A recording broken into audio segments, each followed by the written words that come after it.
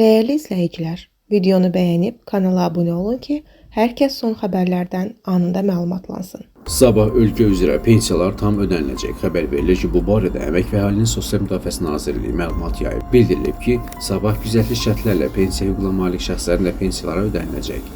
Qeyd edək ki, bu il yanvarın 1-nədək təyin edilmiş bütün növ pensiyalar 9,3% indeksləşdirilərək artırılıb. Fevral ayının pensiyaları qeyd edilən artımlarla birgə ödəniləcək. Həmçinin indeksləşdirmə üzrə yanvar ayının artımı fevral ayının pensiyasından əlavə olunacaq. Son günlər ölkə üzrə fəaliyyət göstərən elektronika mağazalarında mobil telefonların qiymətlərinə nəzərə çarpacaq artım müşahidə olunur.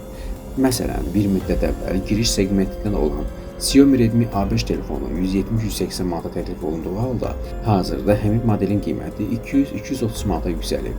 Eyni vəziyyət Honor X6C smartfonunda da müşahidə olunur.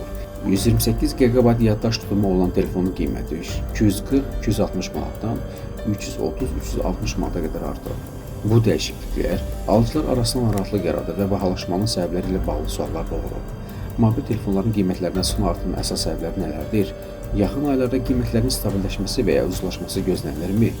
İqtisadçı ekspert Asif İbrahimov açıqlamasında bildirib ki, Azərbaycan bazarında mobil telefonların satış qiymətlərində müşahidə olunan artım bir sıra iqtisadi və texnoloji amillə bağlıdır. Onun sözlərinə görə, mobil telefonlar ölkəmizə tam ixal olunur və bu səbəblə qlobal bazarda baş verən qiymət dəyişiklikləri birbaşa daxili bazara təsir edir.